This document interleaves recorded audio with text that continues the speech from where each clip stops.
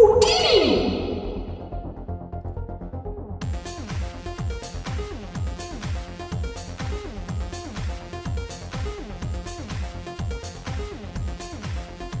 Welcome to the UTINNI Initiative, where we say UTINNI and take the initiative. This is a top 10 list. The next set for Star Wars Unlimited, Ashes of the Empire, Set 8, is here. So I wanted to make a video on what the top 10 cards are from this new set for Twin Suns. Obviously, this list is my opinion based on my evaluations with my experience with Twin Suns, but I have played it a lot, so hopefully it's a good list.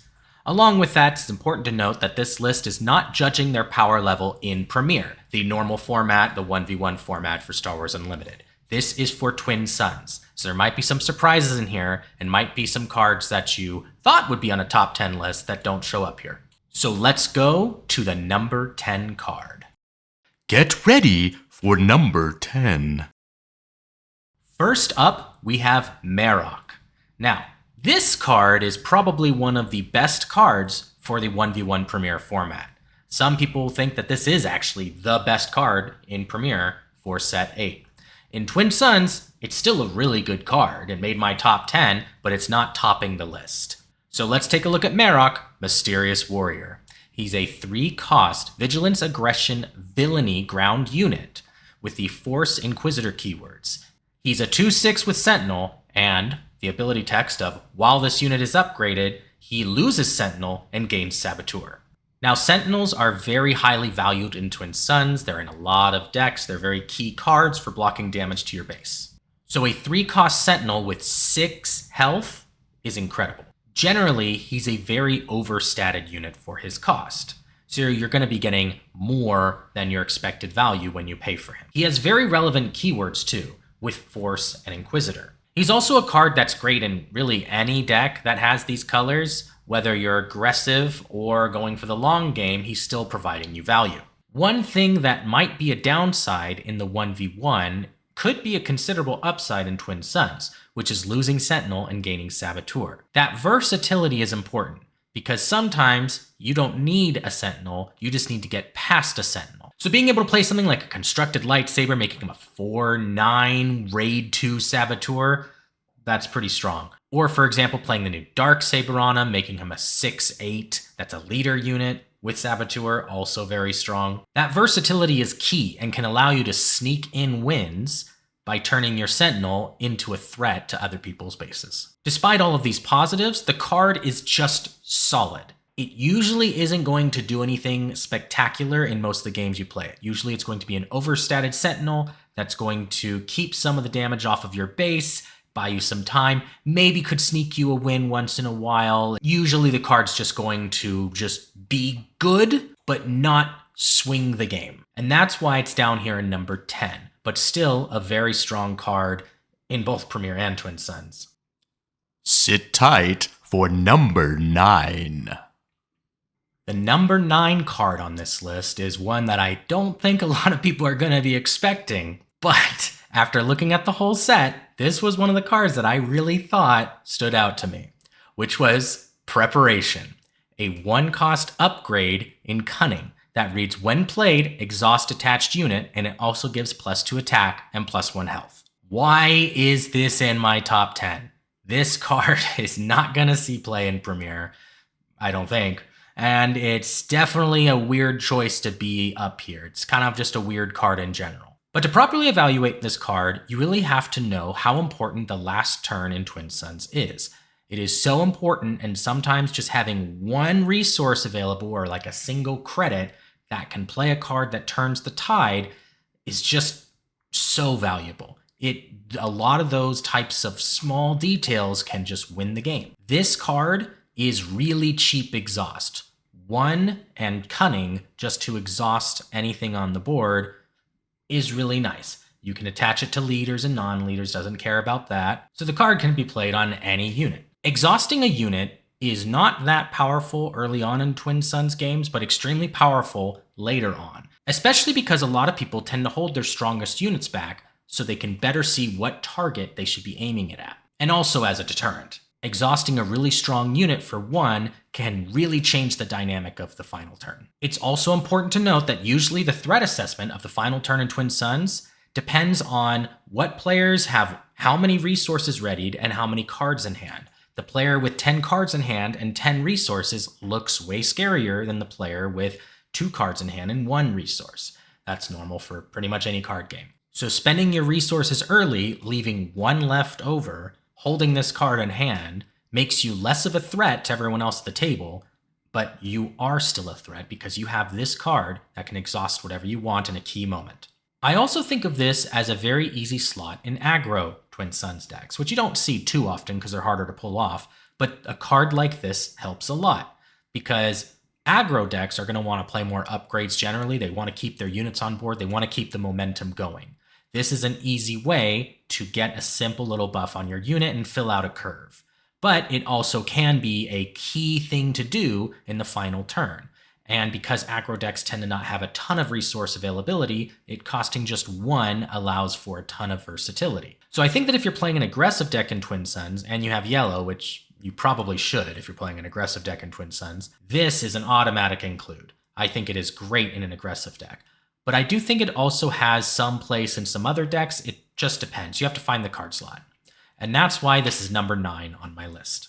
Let's take a look at number 8. For number 8 on my list, we have Captain Pelion, Plotting from the Shadows. Now, Captain Pelion is a 2-cost ground unit with the Imperial and Official tags. He's a 2/4 with text that reads, while a leader unit has been defeated this phase, this unit gains Raid 3. Now, unlike in normal Premier games where each player has 1 leader, in Twin Suns, each player has 2 leaders and there's 4 players. So you're going from 2 leaders to 8 leaders.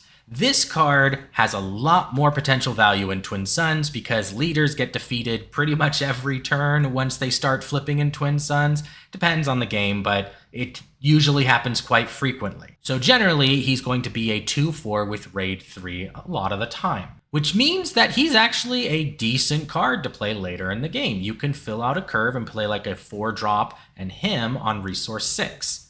It's not bad. He's still incredibly overstated. Now, we can't ignore the fact that he's a 2/4, so he's still a good play on turn 1. He still has that great 2/4 stat line for a first turn play. We can't ignore his relevant keywords. Imperials and Officials both have a lot of great support. He's also just great for any deck type that has these colors, especially if they care about Imperial and Officials, but even if they don't, because at worst, he's a 2/4 that's sometimes a 2/4 with Raid 3. You can play him on turn 1, you can play him later. At best, you make use of his keywords and you get some other synergies going and he's even better. And a lot of 2-drops are not that great to play later in the game. The fact that he's one of them is important. I also really like cards like this because they combo with a older card, Keep Fighting. Since he's generally going to have the buff of Raid 3, but that doesn't add to his power, you can do some interesting late game plays where your 2-drop gets in 10 damage. While this card is a powerhouse for its cost, it's mostly just stats. It doesn't really have utility, so it's usually not going to be super game-changing, but it will be valuable. The other thing to note about this card is that because it gets Raid 3 instead of +3/+0, while that allows for it to combo with cards like Keep Fighting, it also means it's easier to trade into, and since this card will draw some hate from careful players paying attention to the board state, they might just want to throw their 4-attack unit, like their 4/4, into this because they're not going to have to deal with the raid. So that's why it's not higher on my list. But still, this card is number 8. Ooh, I wonder what number 7 will be. Number 7 on my list is a card that I think people might not expect either. I think both Captain Pelion and Marok are sort of expected to be on a top 10 list for Twin Suns. This one might have slipped some people's eyes, and that is Nowhere to Hide. This is another upgrade, 2-cost this time, Cunning Villainy. The card reads, attached unit gains Sentinel, and it also gives the unit -2 attack. In its intended use, this card allows you to be able to get rid of units, to open up any unit on the board by giving them Sentinel, while also lowering their power so they're easier to trade into. But the thing is, you don't have to do the trading. If you pay the resources to open up the unit, you could convince your opponents to attack that unit, and with the -2 power, that unit becomes a lot juicier to trade into. Using 2 resources to incentivize your opponents to smack their units into each other is great value. So it's definitely a card that works best if you're making political deals. For example, imagine a situation where an opponent had a Restore 3 unit generating them value every turn behind a really big Sentinel. Playing this on the Restore unit now opens them up, lowering their power, and gives your opponents a really juicy target to attack. And obviously you can attack them as well. But I also wanted to talk about a use case that's a little different. I think this is valuable playing on your own unit as well, because this is one of the cheapest ways to give a unit Sentinel. In terms of upgrades, you can compare it to a card like Unshakable Will. It's 2 less to play, and it is debuffing your power, but the important part of the upgrade is Sentinel, and this is still accomplishing that.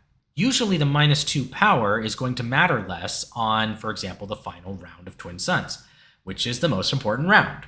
Because at that point, you're not really caring if you're killing the units when they attack your Sentinel, you just want to block the damage. There are technically some cheaper ways to give units Sentinel. There is, for example, the Protector upgrade, but that is double Vigilance, and double Vigilance isn't really a combo you see a lot in Twin Suns. Along with that, there's also some events, like Diversion, for example, that can give a unit Sentinel for the round, and those are still valuable, but Nowhere to Hide has more versatility than those cards. You can play it on an opponent's unit, and it's basically 2-cost removal, especially having your opponents trade in as well, making a deal with them, which damages, or potentially damages, their own units, which means it's doing even more work. Or it's a buff for your own units to give them Sentinel. It's a fantastic and versatile card that can fit in pretty much any villainy cunning deck because of how versatile it is. However, it is still a little bit dependent on board state and politics, which is why it is not higher on my list. But that was number 7. I gotta see what number 6 will be. Now let's go to a card that's a little bit more expected to be on a list like this, which is Paz Vizsla for a Brighter Future. A 5-cost Vigilance Command Heroic Ground unit that is a 4/7 Sentinel that reads, when defeated, if this unit wasn't defeated by combat damage, create 2 Mandalorian tokens. This card obviously provides a lot of value. It is overstated. A 4/7, 5-cost Sentinel is crazy. And in most games, that's essentially what it's going to be. A 5-cost 4/7 Sentinel. There are some key weaknesses for this card, like for example, returning the unit to hand from a bounce effect, or no glory only results, which steals the unit, then defeats it and gives your opponent the Mandalorian tokens. But this is Twin Suns.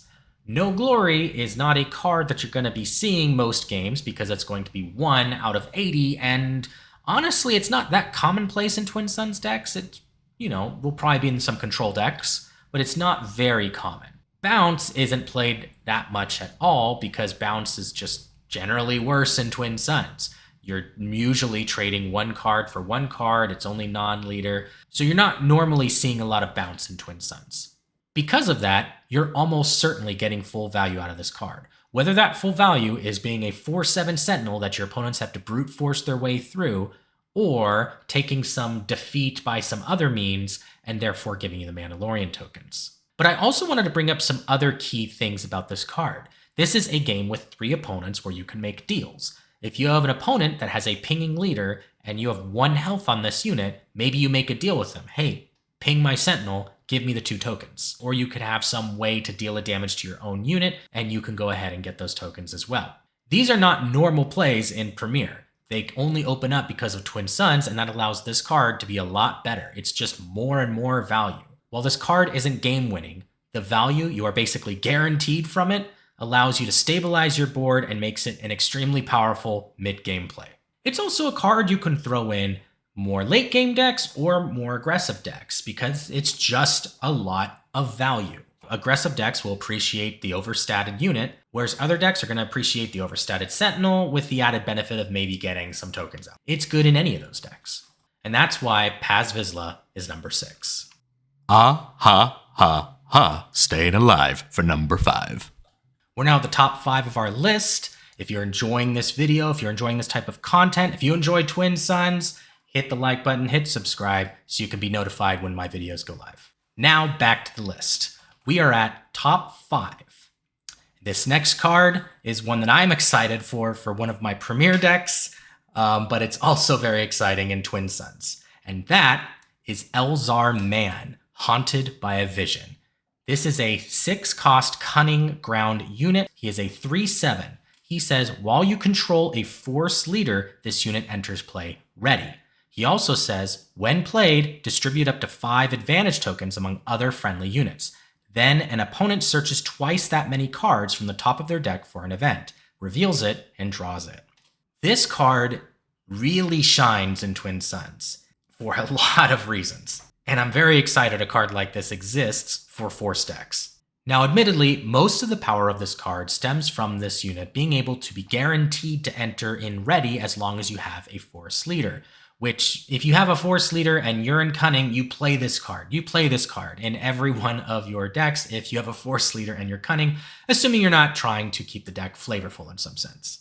Because he enters play ready, it allows for some incredible late game last turn plays, like being able to play him, throw a lightsaber on him, and swing, and people don't expect a readied unit coming out with that much damage. But that's not all the power this guy brings to the table when you play him, because you have 5 advantage tokens you can distribute. Now, the idea behind this card is to distribute them to the unit that's least likely to get attacked. Maybe it's behind a sentinel, or maybe it's up in space and there's not a lot of space units, or you put the advantage tokens on one of your units where all the other enemy units are exhausted already. The idea being you don't want them to attack your unit with the advantage tokens before you can utilize it to attack a base, for example. And the downside is actually quite easy to deal with in Twin Suns.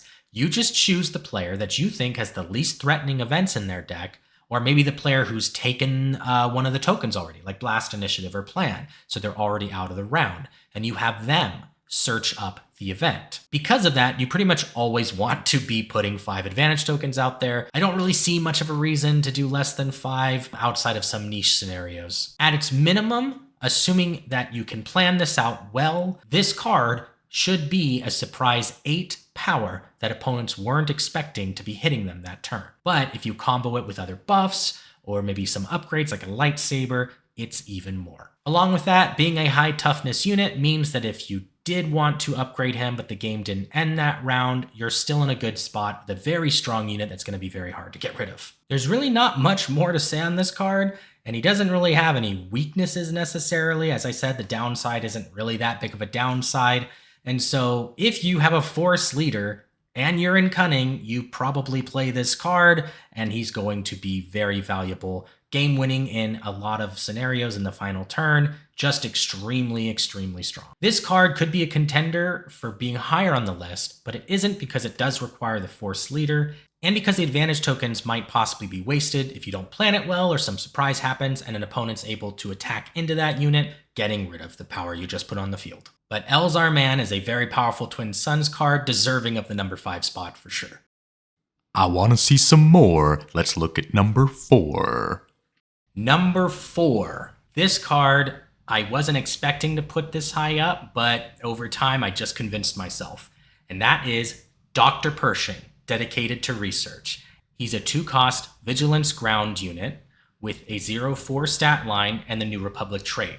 He also has the support keyword, which means when you play him, you can attack with another unit, and that unit gains Dr. Pershing's abilities for that attack. His ability is an on attack that says, if this unit has 3 or more remaining HP, draw a card. This card is all utility. You can play it later to draw a card right away, so it sort of replaces itself, and then it could possibly generate more value. You could play it turn 1, and it can also start to generate value. It is a value card. It is a card draw card. That is what this card does. Playing this card on turn 1 is great. You have a unit that you can just start to attack with and get some card draw.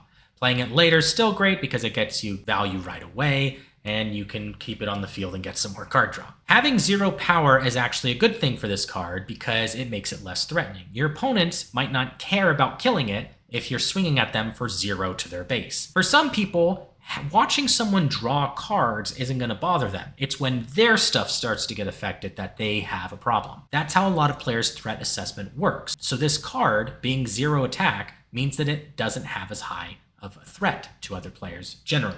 It also is a great curve filler for a lot of decks that would want to play it. For example, Dedramiro has a 1-cost ability that usually is going to let you draw a card, and the Mandalorian from Ashes of the Empire also has a 1-cost ability that usually is going to let you draw a card. So you can play this guy on turn 2, attacking with your first turn play, drawing a card, and then your next ability is you using your leader ability to draw another card, whether it's like with the Mandalorian or with Daedra. And those are kind of the leaders that would probably want to play this card. Usually this card's going to be in control decks because you're trying to generate as much value in your hand as possible. You want as many options in your hand, and you're not trying to advance the damage on the base as much because you're weakest at this point in the game. You don't want to be tapping people on their base. You want to be making sure that the game state slows way down. So this is a great card for those decks. It's also not a bad card for non-control decks as well, because card draw is still good. Where I wouldn't play this is generally in like an aggro deck. I don't see where this really fits. You'd rather just play something with some stats and advance the state of the game quicker to the end. And that is one of the weaknesses of this card, is that it doesn't fit in all decks. You don't want to play it in aggressive decks. Another weakness is that the New Republic trait is kind of just not really a trait. It's kind of like fringe. There's not a lot with it. So, you know, in the future there might be more, but right now it's kind of like this unit has no trait, so there's not a lot of other synergies that you can combine with this unit. Nevertheless, because of the value this card brings to control decks, being a great early play and later game play, and comboing well with leaders that want to fill in their curves with another 2-drop on the second turn, this card deserves the number 4 spot on my list. Let's all say yippee for number 3. I'm really excited to talk about this next card because I was not expecting it to make the top 3, but the more I looked at the list and was rearranging things, the more it made sense to me. That card is Rancor Keeper, a 2-cost aggression vigilance ground unit with a 2/4 stat line, the Underworld trait that reads, when a friendly unit is dealt damage and survives, deal 1 damage to any number of bases, use this ability only once each round. The key part of this card is that it says deal 1 damage to any number of bases. So it's going to be a lot stronger in Twin Suns than in Premier. Because in Twin Suns, you have 2 other opponents, each with their own bases, so you will deal 3 damage every time this ability is triggered, rather than a normal 1 in a 1v1 game. So the damage potential of this card is a lot higher in Twin Suns. This is an aggressive deck's dream card. Being able to be a great 2/4 first turn play is great, but it's also just a blast token. It's a blast token that you can trigger as long as this thing continues to live, because you can be the one to ping your own unit. Combine this with a leader that can deal 1 damage to a unit, have it deal a damage to your own unit, and this is going to go crazy. It combos really well with the new Cad Bane leader. You can play this turn 1, and because Cad Bane's ability is free, you can ping your own unit and basically have everyone else take a damage. You don't have to ping this unit, you can ping any of your units. So yeah, turn 1 you can ping this guy if you wanted to, but the remaining turns just ping other units and have this guy trigger. You might be thinking, well, if you're doing 2 actions on your first turn with the Cad Bane leader, for example, then you're probably not claiming the Blast token. And I argue that's okay. Blast token helps aggressive decks by advancing the game state. This is going to do basically the same thing, except it's guaranteed not to hit you.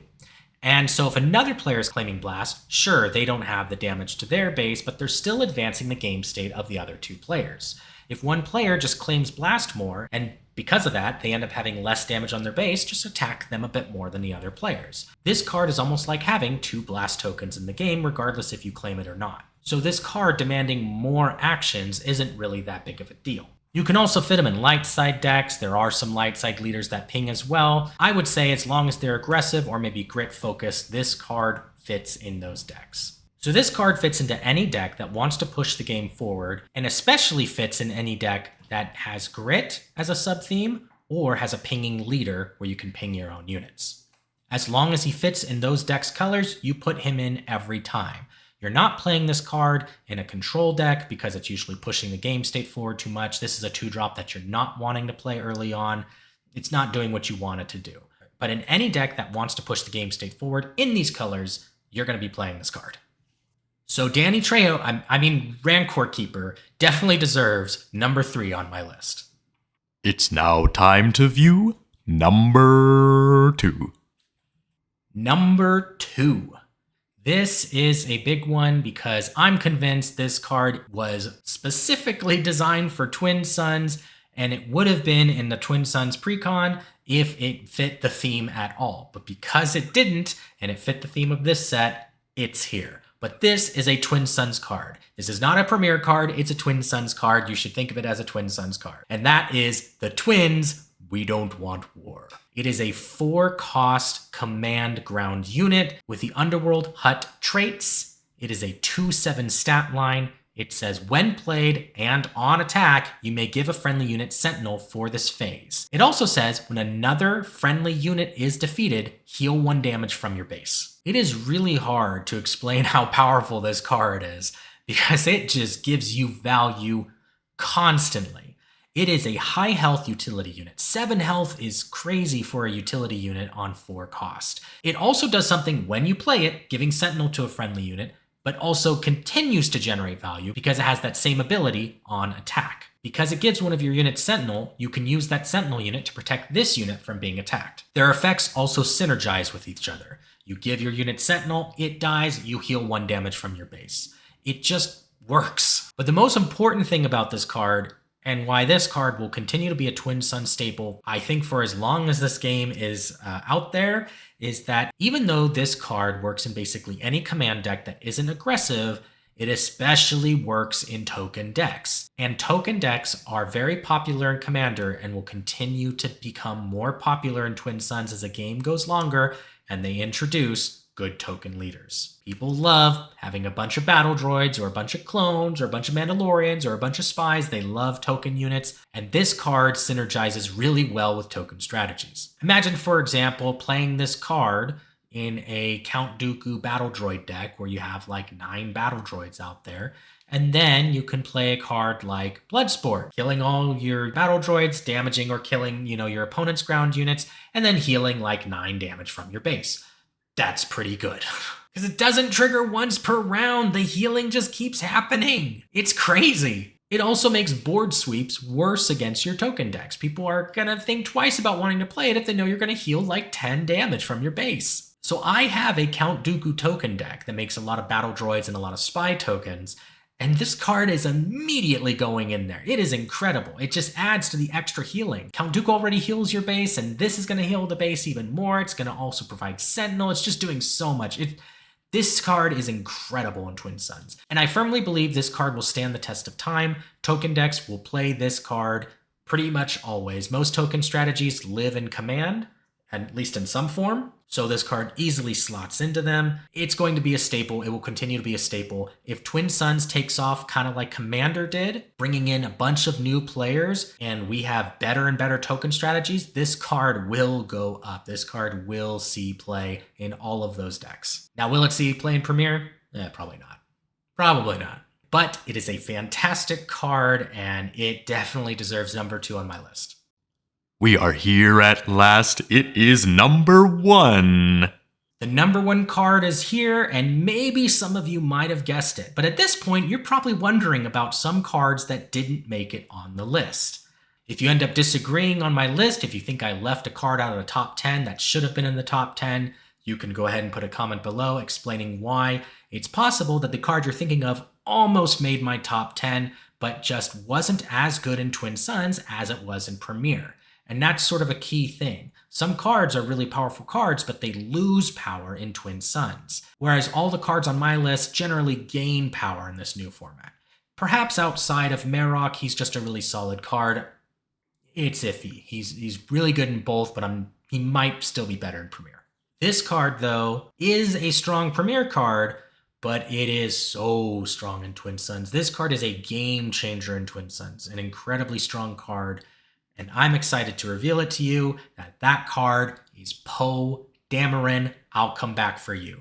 A 2-cost, cunning, heroic, aggression ground unit with a 3/3 stat line, the resistance trait, and a very important line of text in his ability box, which is all units lose Sentinel. All units lose Sentinel.